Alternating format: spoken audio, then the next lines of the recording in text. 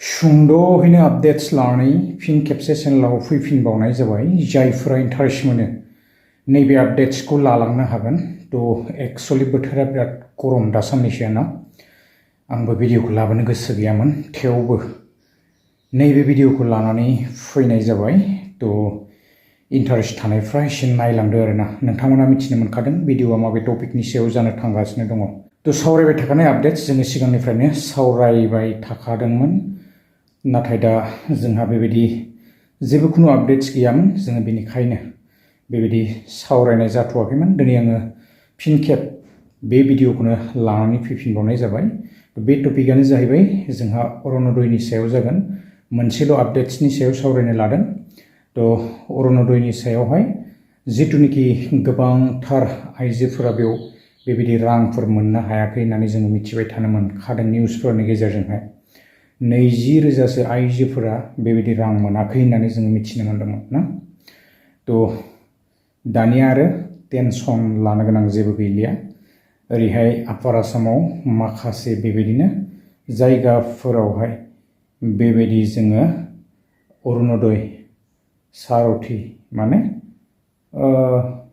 जोङो बेखौहाय मोनथिनो मोनो माने अरुण'दयनि खामानिखौ माने दायित्व लागोन आरोना जिथुनिखि जायफोराहाय मोनाखै बा बेबायदिनो गोबां माबा माबि बायदिसिना प्रब्लेमफोर थायोब्लाबो थ' बेखौहाय निस्सय सल्भ खालामगोन अरुण'दय सारथि ना मा होननानै बुङो बेखौ बारा मोजाङै आंबो मिथिलायलाङा आरोना जायखिजाया माने अरुण'दयनि सायावहाय बेबायदिनो हेल्प खालामगोन आरोना गोबां रोखोमनि बेबायदि प्रब्लेम्सफोरा थागोन निस्सय सोरना मा प्रब्लेम्स बेफोरखौ नायगोन आरो दा माने एसे नामफोरखौहाय बेबायदि होबाय आरो बेबायदि लिस्टफोर ओंखारनानै फैखादों दा जोंनियावहाय बिटिसिआव ओंखारदोंना ओंखाराखै दासिमबो आङो एक्जेक्टलि बेखौ कनफार्म नङा आरोना थ' थेवबो जेरावबो थाजोबखागोन अरुण'दय सारथियाहाय थ' नङाब्ला गोबाङानो आरोबाव मोननाय नङा ना थ' सोंहैनो हागोन आरो बेबायदिनो कल खालामनो हागोन जेरावनाखि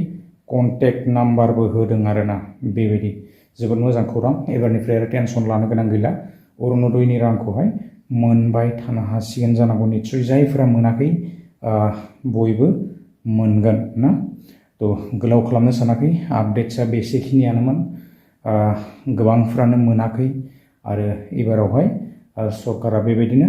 अरुण'दय सारथि फोसावनानै होखाबाय थ' आरो टेनसन लानो गोनां गैला आरोना नेक्स्ट भिडिअ लोगो मोनगोन गोजोन्थों बाबाय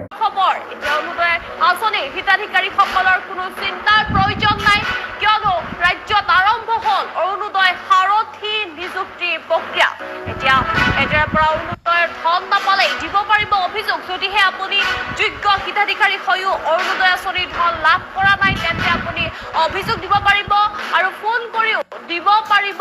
অভিযোগ